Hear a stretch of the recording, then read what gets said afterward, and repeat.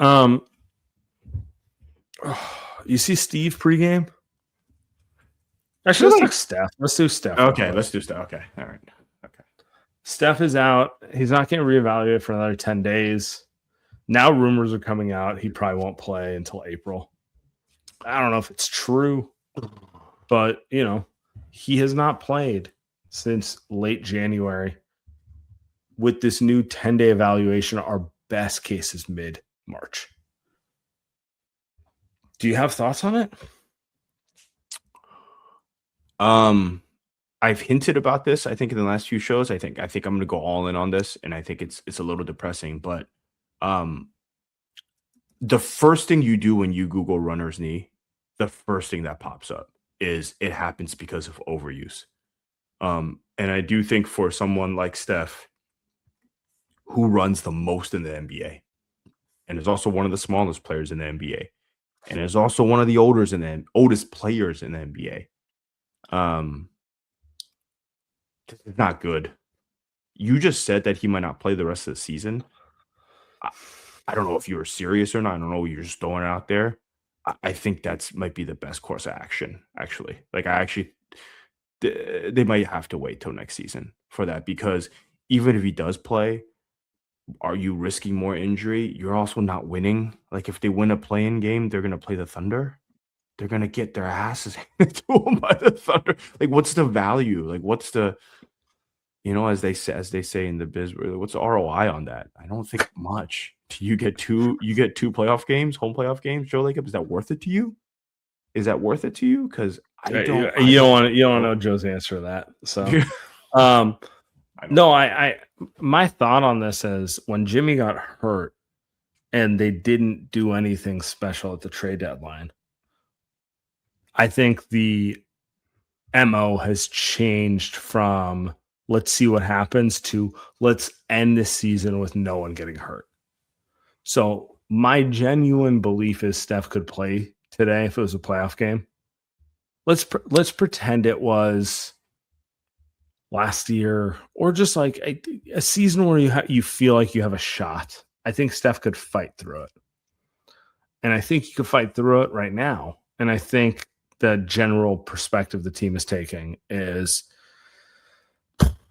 we're not going anywhere. We need Steph healthy for next season, which sucks because he's old, man. I don't know how many games. Like, he's not even playing his. I guess technically he could. His birthday is in 12 days. He's probably not going to play on it, Like, it's one of those things where I'm just kind of disappointed by the whole thing. So, I don't know, but I think that's what's happening here. I think they're going to be ultra cautious with him physically, and I think he's probably okay with it because he knows, like, they're not going to fall out of the play-in. They're also not going to go above the play-in. So I think that's what's happening here. He will play, I think, though. All that being said, because, he's going to play. Look at him. He's still sitting on the bench every game. I just think it means too much to him. I think he knows, as the leader, he leads by example. He doesn't lead by talking, right? And the example is he's going to go out there and play. So I think he'll be back. But for the hopefully not where he can come back and hurt himself further, because you just said it, dude. That would be really depressing if he comes back and has a much more serious injury. This seems like not a doctor, but this seems like that's type of like arthritis type of injury where it's just like yeah, man, he's not playing till he's 42 probably. like he's probably got a couple years left in him, and hopefully he does, because these types of injuries, I don't know, man. These are like the types where it's like he's got a back injury. You're like, fuck. Like if Steph like hurt his hand, be like, all right, that's cool. He's coming back in a month. The hand's gonna heal. Right, like a sprained wrist, he's gonna be fine. You jam your thumb, or it's like I can't like move it. And cool. It's like, all right, well, we'll put in a splint. You'll be fine in 2 weeks. Yeah, exactly. Knee, like an overuse of the knee. Yeah, you can't really mess around with that. So it's not ideal. I don't know. Like it seems to me like, just to take it to meta conversation, seems to me they've quit on the season. Seems to me that all they really care about is getting to the finish line without any more catastrophic injuries. and everything they're saying publicly is just lying beyond that. And then they're going to tell us that they're going to reset and, oh, no, we got like the 12th pick in the draft. We got all this stuff going for us and all that stuff. And it's like, we'll see.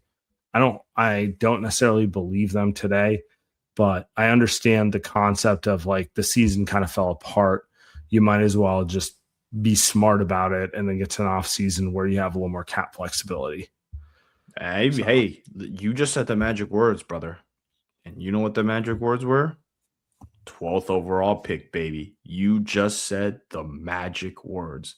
Joe Lacob just lit the fuck up. You think Mike Dunleavy came into his office a week ago and was like, Joe, I got an idea for you, boss.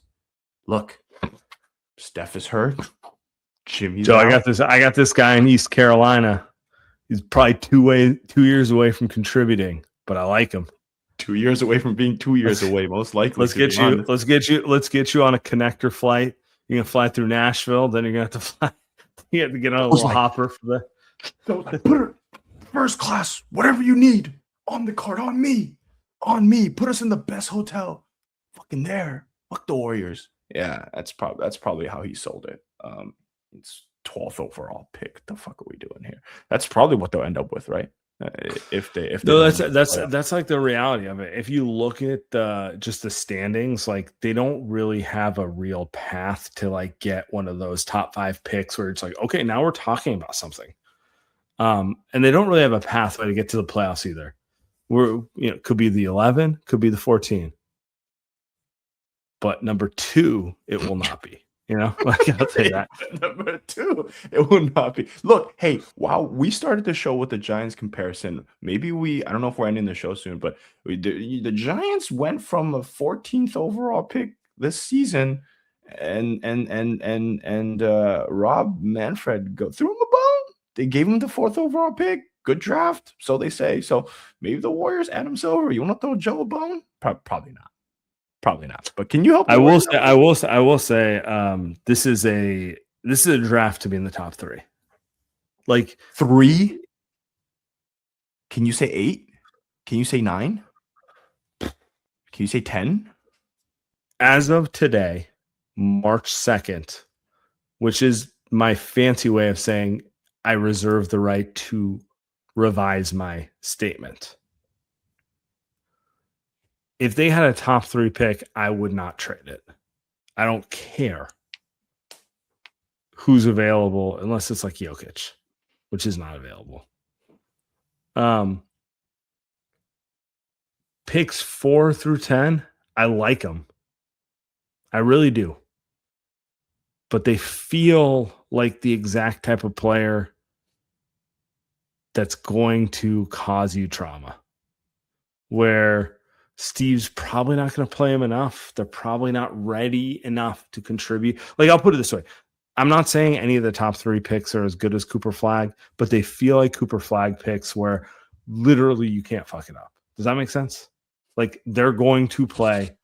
Your biggest question is, are they good enough to be the best player on a team in a bunch of years, or are they just going to be a third option on a title team?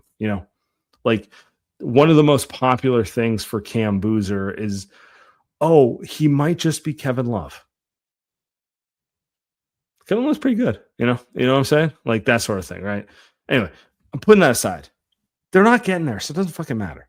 Top 10? Comments are saying top 10 is loaded. So I hope it's a loaded draft. It is a loaded draft. I like players in the top 15, to be clear. I just, for this specific Warriors team, them landing the 6th pick, taking a combo guard who Steve won't play. Oh, I can't wait. You know what? I'm actually rooting for that. I don't want it. I don't want to have that conversation. The smart move is to trade it, but let's not. That's what I'm saying. That's what I'm saying. Fantasy. It's not a high enough pick to get a killer trade package, and it's just, I know exactly how it's going to play out. But look. I think real take though, Mike Dunleavy, we haven't seen him draft in the lottery yet, so he's been a good drafter. Like, he knows how to identify talent. I think he's better. He's going to do a better job than Bob Meyer. So the bar's fucking low. Bob drafted some shitty fucking players. I also think so Mike gets the advantage of Joe got egg on his face with Wiseman and Kuminga. yep. So it's gonna be a little easier to be like, Joe, you want to do that again, or you want to listen? You know, I think like Joe wants to do that again. Joe's redemption, baby. Joe wants to cook. Don't get me wrong. Joe's your boy who just always wants to stick. So hey, pass it over. My turn. Play FIFA. Give me my turn. You know. Enough, Joe. So I get Let it go. I get Go that. by the I get that. Padres, dude. Just go by the Padres. Leave us alone.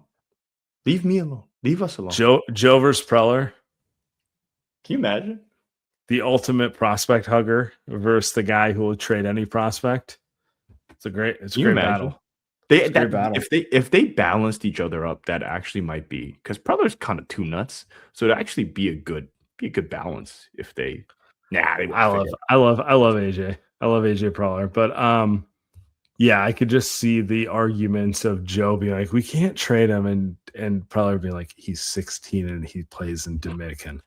He's never played in the big leagues. Relax.